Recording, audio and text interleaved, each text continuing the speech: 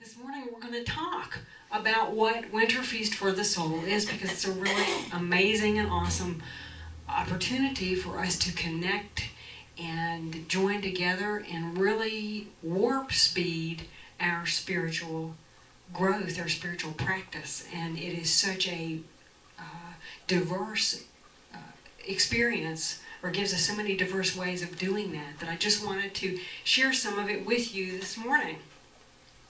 So we're going to do this. I want to tell you though, and I don't feel this way too much here, but you know, sometimes out there in that other world, that kind of real world, I think this is the real world and that one is not, but whatever, God's out there too. I always have to remind myself of that. But sometimes when I start thinking about spiritual practice and think about, you know, the mainstream world, I sort of feel like this person on the next slide who is wearing a t-shirt that says, "Let's talk about Jesus." And the balloon, he's saying to his mate, his friend there at the bus stop, he says, "It guarantees me an entire seat all to myself." So, yeah, you know, tread lightly and speak to whomever you will, in whatever vein you will. And yeah, tread lightly is just the message there, isn't it? So yeah, I know here though that you guys are used to hearing about spiritual practice and about how important it is for all of us, you know, that this is a really big thing that we are about here. And we understand in this movement and in this center that coming on Sundays is great and coming to workshops is wonderful, and all of that is fabulous. And the heart of spiritual growth lies in that one-on-one time alone. It's fostered by all of the other stuff we do. So it's a pretty important thing. Yeah, there we have Winter Feast for the Soul up again. Okay. So, you know, talking about spiritual practice and talking about Winter Feast for the Soul, let me just tell you a little bit about this. This was the brainchild of a woman named Valerie Sconey from Idaho. Valerie started this 5 years ago. I guess this will be the 6th year. And essentially it is a 40-day period during which anyone who desires to, regardless of denomination, regardless of teaching, regardless of belief system, commits to 40 minutes of daily spiritual practice of some sort. And again, the diversity of the practice is tremendous. They offer a lot, and I came up with more when I was putting this together, but let's just take this apart a little bit. So it's 40 days, and it's 40 minutes a day. And 40 is really an impressive thing. If you look back through the Bible, what you'll find is that 40 is in the Bible something like 98 times. It's in the Quran 5 times.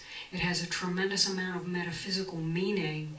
And, you know, when we can look at different traditions from Christianity to things like the Quran and other teachings and find that common thread, then I begin to think it really has a huge thing for all of us, regardless of belief system. If we look at what 40 means metaphysically, and there's a lot of sources that we can use to do that. One of the ones I consulted is the Metaphysical Dictionary, that is a Unity book. It was written by one of the co-founders of Unity, Charles Fillmore. And Charles tells us that 40 is, where am I here? Sorry. Indicative of an indeterminate amount of time, but that it symbolizes completion. It indicates a completion of something. And so I went a little further. If you have any interest in the Bible, and especially if you don't, because I didn't. I was, you know, a little girl raised in a very mainstream tradition and didn't want to come near this thing, okay? And was actually, I took a class that someone taught based on this book, and I thought it was really interesting. And I laid it down, and a year or two later, somebody came to me and said, "I want to teach a class on this book." It's called The Hidden Mystery of the Bible by Jack Addington. It's an amazing book. It's about the Old Testament. If the Bible scares you, this is where to start. Okay, we're getting over it. Okay, it's an amazing book.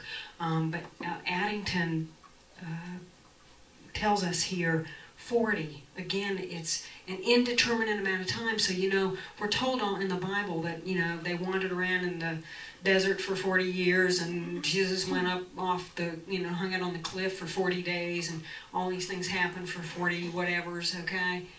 It might not have been 40, but what it indicated and signaled was that going into that experience beforehand was the intention of coming out the other end in a place of spiritual completion. And that is what Addington tells us here. He says 40 is a completed period of spiritual unfoldment. So I love that. Think about that for a minute and what that means for us in science of mind. We understand that all that we are, our thoughts, our feelings, our beliefs, all of it, words, it all goes forward into the world and brings into expression, into form, that which we are putting out there. We understand that. We have that very clearly in this movement, that we know that. So if we are going into a period of 40 days doing something, or even a period of 40 minutes doing something, what we are doing ahead of time is setting the intention to come out the other side transformed, changed in consciousness. So that's really what this is about. It is also about what Michael Beckwith talks about when he says that we go from a place of trying to insert some kind of a spiritual practice or process in our busy lives to changing that to where the spiritual practice literally encumbers our life and our lives unfold from that, okay? From that place of spirituality. It changes us on a consciousness level. So it's a pretty powerful thing. Let's see here. It's been said that we are spiritual beings having a human experience. I don't know who originally said that. It was probably someone lofty like Wayne Dyer. He would say something like that, wouldn't he? Yeah.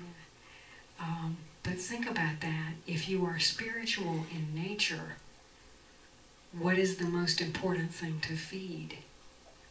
And then take into mind this analogy. How many of us have at one point in time received a new car? We went out and purchased a brand new car off the new car lot. Or even if it wasn't brand new, we went out and we bought a new vehicle somehow. You know, it might have been a used vehicle, but it was still new to us. Yeah, when something like that comes to us, most of us kind of resolve to take care of it. You know, oh, I'm going to actually make sure it gets waxed more than every 14 years. I'm going to remember to roll the windows up when I get out of it in the evening so that it doesn't snow into my car. You know, things like that. We're going to get the oil changed. We're going to maintain it. We start out with a very good motives, don't we? Very good intentions. Sometimes over a period of time, though, those intentions kind of drop away and we forget. We leave the windows down, it rains in the vehicle. I had a friend one time with a Volkswagen Bug who had a bag of birdseed break in her vehicle and the sunroof didn't close, and so something happened with the Bug after that. And she kind of parked it, didn't drive it for a month or two, and when she went to get back in it, guess what? Yeah, stuff was growing in the vehicle. You know, we do things like that. We didn't really intend to. I'm sure that it was not her intention the last time she drove that car to just leave it sit for 3 months and grow some birdseed, you know? But it does happen. Well, you know, the same thing happens with our spiritual selves. And so this winter feast is an opportunity to go, wait a minute, where are my priorities? What is it that matters the most to me? Let me take stock of this and kind of reorient myself to my spiritual, you know, commitment. Ernest Holmes, the founder of Science of Mind, tells us we can no more do without spirituality than we can do without food or shelter or clothing. So if you came up here and we told you we're going to take your clothing away, you know, how would you feel about that? I don't think you will. Thank you very much. That's mine and you can't have it. But think about the ways that we allow other commitments and responsibilities in our lives to sort of rob us of the importance of that spiritual stuff and the time that it takes to nurture that. We've all been moms and dads and children and, employees and pet owners and, a myriad of things. And it's so very easy to allow even the things we love to tease us easily and slowly away from that which really matters. And then we wake up someday and we go, I've got birdseed growing in my vehicle and it doesn't smell good. On a metaphorical level, we recognize we're just not doing too well. So this is a period of resetting that awareness of really walking the walk. And we've got, can you hand me the cards there, Mike? We've got some little handouts. I'm actually going to hand them back to you. And I'm going to spread those all around. You can take more than one. I think we have a lot. This is just a little card, and it's got some useful information. You can take more than one, as I said. Take them to your friends. Take them to your family. Leave them in places where you want somebody else to find it, and you kind of are making a strong hint there, or not. It will give you the website for Winter Feast for the Soul. It's got our website on it too, if you need that. And it talks about different things that we will be doing during this 40-day period. Now this kicks off officially, this Winter Feast for the Soul, on Tuesday, which is January the 15th. So tomorrow evening here, we're going to be hosting an opening ceremony. That's from 6 until 7:30. Karina and I will be facilitating that. We'll be doing some meditation, and we'll also be doing some ritual. And ritual is an awesome way to sort of feed this process. I'll wait till those go around. You've got, as I mentioned, the Winter Feast website on there. And I encourage you to check that out. Somebody actually, I think it was Jane, came up to me this morning and had already been on that website and had been touring around looking and seeing some things. There is a ton of stuff there. There is just an uncountable number of guided meditations that they have put together for previous years. They have sent me an email that came out yesterday that said that they were video clipping an opening ceremony, that if you couldn't come to one or wanted to do theirs, every day throughout the 40-day period or do it several times, you could go online and open up that clip and, see how they did an opening ceremony. If you come to ours tomorrow, it's a very easy, simple thing you can put together. You can create your own ritual. I know that sometimes just the simple act of finding a candle and lighting that with intention reminds me, it re-instills within my mind that I want to be focused on a deeper truth, on a higher awareness, So that can be a very powerful thing that we can do. But there's a ton of guided meditations, all kinds of things that they have put together in years past that you can avail yourselves of. Just a huge amount of stuff.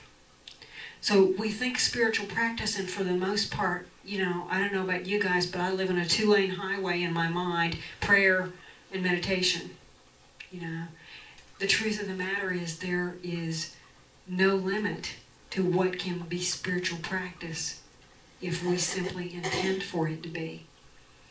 If you go to the Winter Feast website, you're going to see all kinds of cool things. One of the things that attracted me to this was, that they even include things like the expressive arts, as a spiritual practice. And a lot of times, unless you're an artist and you receive, or experience your cup being filled through the activity of your art, the activity of your creation, you don't get it that kind of thing is really a spiritual unfolding. Mike posted on Facebook, I guess it was Facebook, wasn't it, the other day, a YouTube clip of a Russian woman, a beautiful young Russian woman, who does sand drawing. And so she starts out with sand and she just shifts it out of her hand somehow, and she makes the most incredible. We'll render it and I'll bring it. We'll maybe try to do that for next week, because it is an amazing clip of an artist at work, and you get how spiritual, how deeply in touch she is with the divine when she is doing what she's doing. And what she's doing is gorgeous too. It's really a neat mode of expressive art. I never saw anything like it before. Expressive arts can be spiritual practice. Martial arts can be spiritual practice. Yoga is, of course, a spiritual practice. Praying and meditating, just being conscious of your thought is huge. I found one in a Unity magazine this week that I really loved, and I renamed it Happy Hour. It's not what you think it is. It does not involve any alcoholic beverage at all. You don't have to go to a bar. Happy Hour is where you take 1 hour and you set that time aside. And, we're all going to have those thoughts we don't care for. We're all going to have, something blips across the surface of our minds, and we have kind of a snotty remark and thought, if you will, about it. And that's okay. We're human. That's going to happen. What it is what you do with it, though. And so the object of Happy Hour is whatever you experience, whatever thought you have, whatever comes to you, you take that and you find the happy in it. You do what that old adage talks about when it says that within every cloud there is a silver lining. You find the silver lining in that before you go any further. It's interesting to me, in a class actually that I had years ago in school, the professor suggested to us that we tape record ourselves. And it's really rather scary when you hear some of the things coming out of your own mouth. Yeah, because we know that our words are powerful. So think about what you're saying, think about what you're thinking. Yeah, if it's negative, that's okay too. I don't know of many spiritual traditions that will tell us honestly to be someplace that we are not. In fact, if we heed the word of Abraham, Abraham tells us, wherever you are, baby, is where you are. That's where you've got to start. You don't have to like being there. And, you might be weird if you did. If life is, what does Karen Drucker say? If life is giving you lemons, if you can't pay the rent or you're not supposed to like that stuff. It ain't right to. I think we all know on some level that we deserve to be happy. We deserve to be healthy. We deserve to be wealthy. We deserve to live wholer than very often we do. But if we are not there, a simple way to move it is to sit down with a piece of paper or a journal and let the negativity rip. Years ago, from an amazing author, I learned a process of just journaling where I was, when I was, uncensored. You don't have to like it. I don't even have to want to admit it. Okay? But once that stuff comes out, it makes room for something new. And so all we're doing in that process is basically bargaining.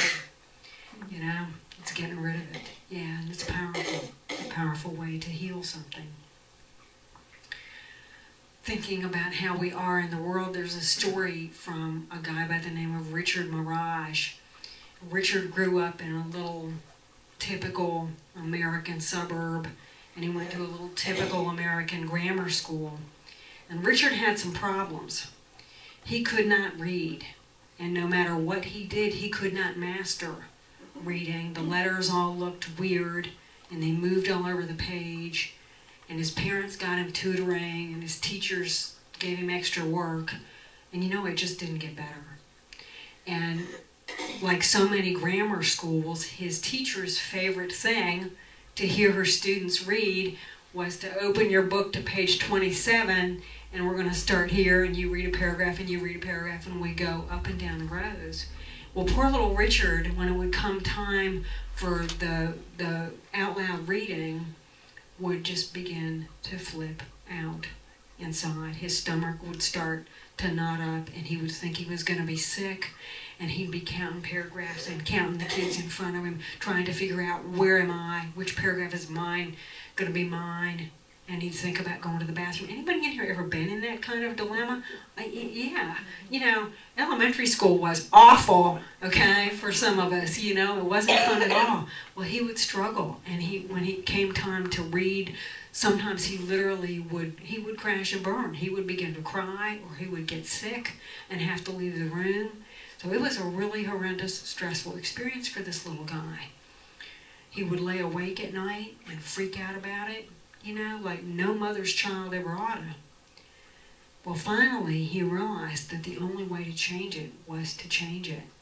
So he began to get a book and take it home from school and go in his room and shut the door and get in the corner and whisper to himself and whisper and whisper and whisper and begin to make the words make sense.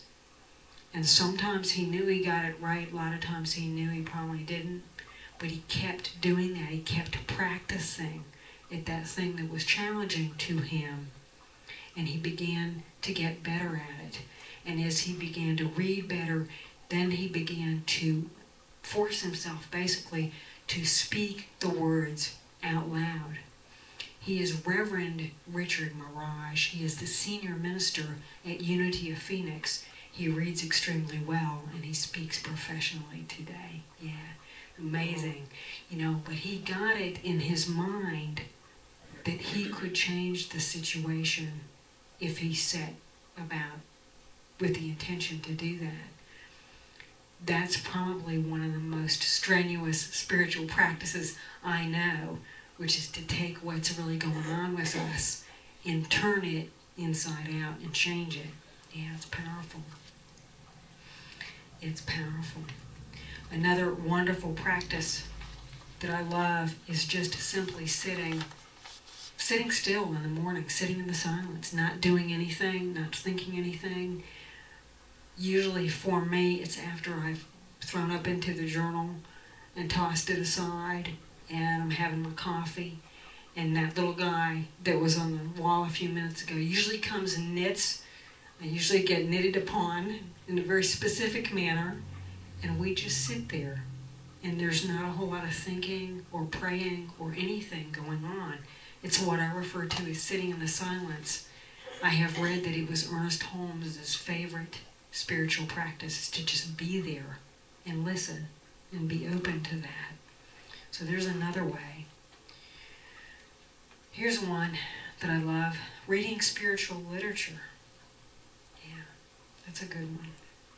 So pick up something in the bookstore, or take this stuff home, go to the Winter Feast for the Soul website. There's a huge amount of stuff out there. We've got a lending library that loves to come home with you. Check out a DVD. That's another wonderful way you can do this. You know, one of the things that I really like about this is that it's so varied. Next week when we have Karen Korp here, Karen was the director in the place of Valerie Sconey 1 year for Winter Feast for the Soul. Going to a workshop like that, to anything that feeds your soul, is just absolutely spiritual practice.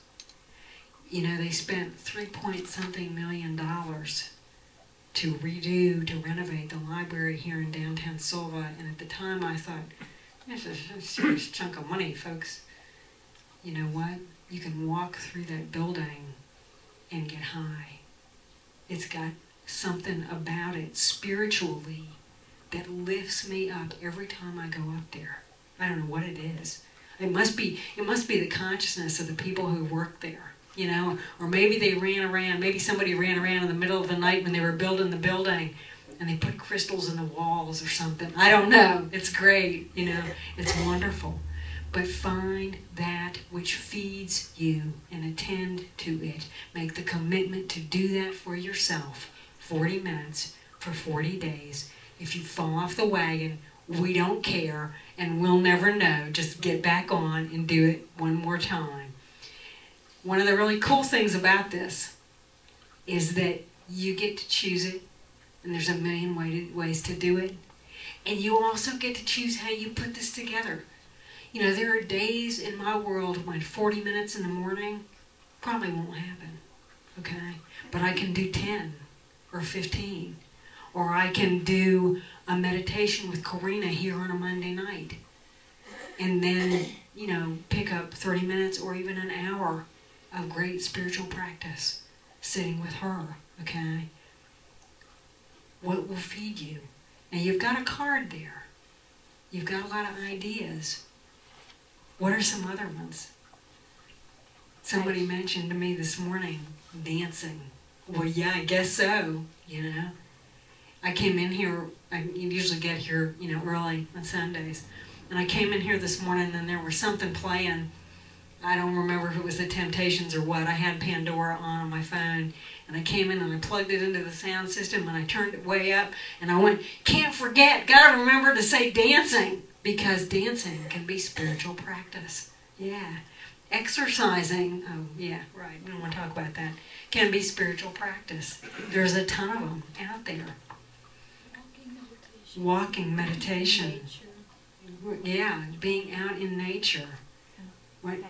Tai Chi. I love it, yeah, Tai Chi is a great, we have a unopened DVD at home on Tai Chi, don't we? Yeah, we did. We bought that a year ago at Christmas. I bought one on yoga and he got one on Tai Chi. Neither one has been opened yet. Okay, yeah. Welcome to America where I have way too much to do and not enough time to do it, right, for most of us. What else can you do? What would feed your soul? Digging in the garden, as long as your back doesn't hurt, right? Yeah. Singing. Oh, yeah, singing is wonderful. Just putting on some spiritual music.